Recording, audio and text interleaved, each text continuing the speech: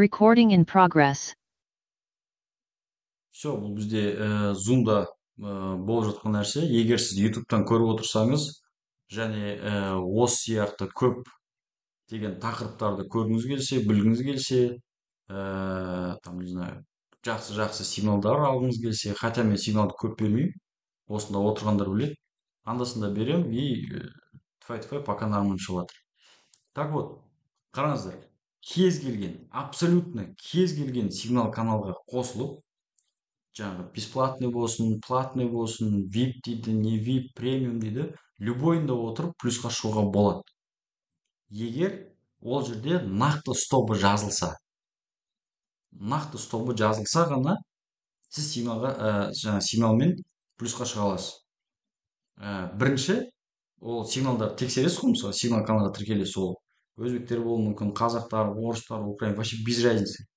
Тіркелген кезде ең бірінші сұрақ стопты қайда қоямын деген болу керек. Премиумға, випқа жазыламыз дейді, кеттік 50 мың теңге, 100 мың теңге дейді ғой. Сол кезде ең бірінші сұрақ сіздердің қоятын ол стопты қай жерге қоямын деген бірінші сұрақ болу керек. Екінші сұрақ усреднение бар ма жоқ па деген сұрақ қойылу керек. Усреднение. Все, егер осы екі сұрақтың жауабын сіз біле алсаңыз, қазір мен өшіре салайын. Сол екі сұрақтың жауабын сіз біле алсаңыз, онда нақты солардың беріп отырған сигналдарымен плюсқа шығуға болады. Ол қалай? Мысалға қараңыз. Сізге, например, мынандай сигнал береді. Қазір кішірек таймфреймге апарайын, чтобы сіздерге ыңғайлы болу үшін.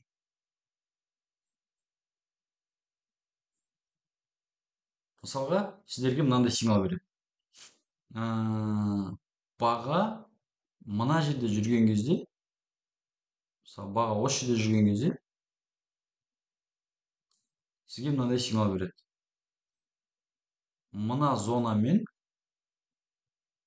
мына зонаның арасында байға кіреміз дейді.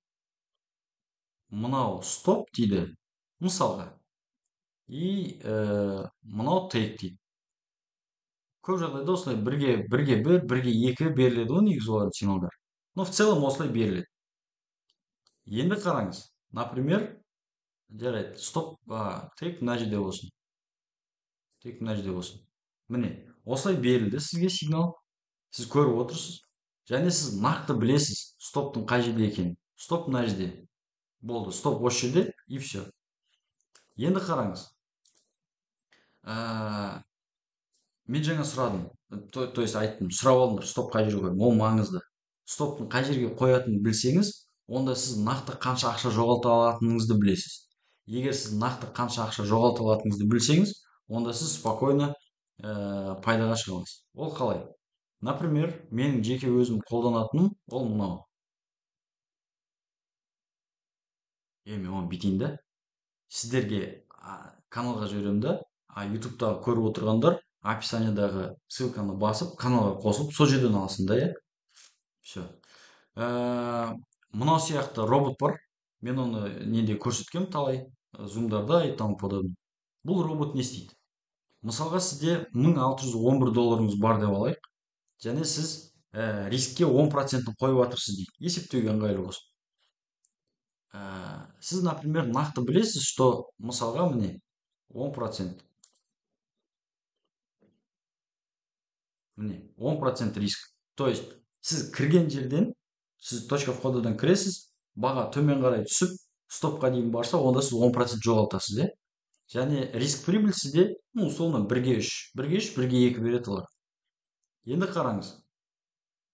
Мынаны біз 1-3 дейік. Енді сіз, например, бай беріп тұрса, сіз бай линия дегенді басасыз да осы роботпен. Және мына стопты сіз білесіз қай жерде екенін. Стопты мысалға мынаның астына қойдыңыз, мына жерге. Лимитканы примерно осы жерге қойдыңыз. Сөйттіңіз да RR-ді 1-3 дедіңіз. Міне осылай. То есть мынау робот, мынау $50 тұрады. Ол менің роботым емес. Жаңа каналдағылар маған есіме сала салсаңыздар, сіздерге ссылкасын жіберем, обязательно алып орнатып алыңыздар. Орнатып аласыздар. мына жерде менде 0,69 деген лот беріп тұр. А если менде стопым кішкене көбірек болса, төменге қарай болса, лот азая береді. 0,27 болды. Кішкене көтерсең 1,34 болды. То есть сіз стоптың қай жерде екенін нақты білсеңіз, онда сіз өзіңіздің қанша ақша жоғалтатыныңызды нақты біле аласыз. Ал енді соны білген кезде барып, сіз по-любому плюсқа шығасыз. Енді қараңыз. Мысалға ол жігіттер айтады, ойбай бізде там РР, то есть винрейт там 70% дейді, 80%, біреулер 90% дейді. Жарайды, не туда, не сюда, бір 65% деп алайықшы, 70% деп алайық. Жарайды, там олардың да сигналдары мықты ғой негізі. Просто олардың проблемасы стоп қоймайды. Или сіздердің проблемаларыңыз қандай рискпен кіріп жатқаныңызды білмейсіз. Так вот, енді қараңыз. Мысалға сіз мына зонаның ішінен кіресің деді, мына зонаның ішінен кіресің деді, мынаның ішінен. Онда логично осының ортасынан қою лимитканы. Мысалы, ортасынан өстіп қоясың, бір рет қана қоясың, и мынаны стопты, например, мына жерде тұрса, сен спредіңді есептеп чуть астына қарай қоясың, и тейк оның айтқан тейкі. Жаңа тейк 1, тейк 2, тейк 3 дейді ғой, сол тейк 3-ке дейін апарып қоясың. Міне осылай қойдың, бір типа РР 1-ге 3 болып тұр. Все, осылайынан қойдың, және тура осыны алып, мына жерден жағы мынамен қоясың. Стопты қойдың, тейкті қойдың и тому подобное. Все, лимитканы қойдың. Сол кезде барып сіз ана өзбектер деп қайта-қайта оларды айтпай қойып, жалпы сіз былай кірмейсіз пайызсаға. Бүйт кірмейсіз. Сіз бір-ақ жерден ғана кіресіз. Нақты стопыңыз бар, нақты тейкіңіз бар, болды. Енді мынаны қараңыз. Егер нақты стоппен, нақты тейкпен жұмыс жасасаңыз, және риск менеджментпен, ол былай жұмыс жасайды, қараңыз. Мысалға сізде депозит, жаңа средний депозит $500 деп алайық. $500. Win rate, 60% бола сосыншы, прям 40 кетіп қалмайықшы. Win rate 60%. RR 3-ке 1. После, мысалға олар күніне бір 2 сигнал берді дейік. Бір айда 20 күн бар. 80 сигнал болса, соң жартысына кірдім дейікші. После 40 сделок.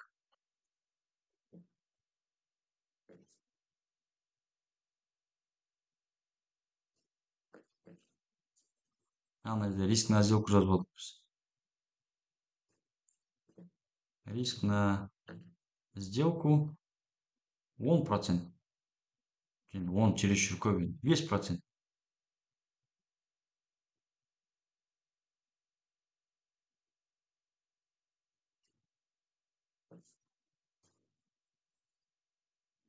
Бізде депозит $500, каждый позицияға кірген сайын біз тек қана 5%пен қоямыз. Win rate 60%. RR 1-ге 3. 40 сделкадан кейін бізде қандай сумма болады екен? Көрейік. Бізде $5613 шығуы керек. Вот и все. Кез келген сигнал. Даже вот бүгін мен айттым ғой, бізге жаңадан командаға жігіт қосылды, сигнал беріп жатыр, анау деп. Міне мысалға мына сигнал. Міне 42-24 пен 42-22-ның арасынан берді. Значит, біз 42-23-тен кіреміз. Стопты 18-ге қоямыз, тейкті 41-ге қоямыз. И ол еще тейкін жасап берді бүгін. Ойбай, жаңағы 190 пипс болды, анау деп жазып отырмыз ғой. В целом, айтайын дегенім, если сіз нақты стоптың қайда қоятынын білсеңіз, давайте қорытындылайық.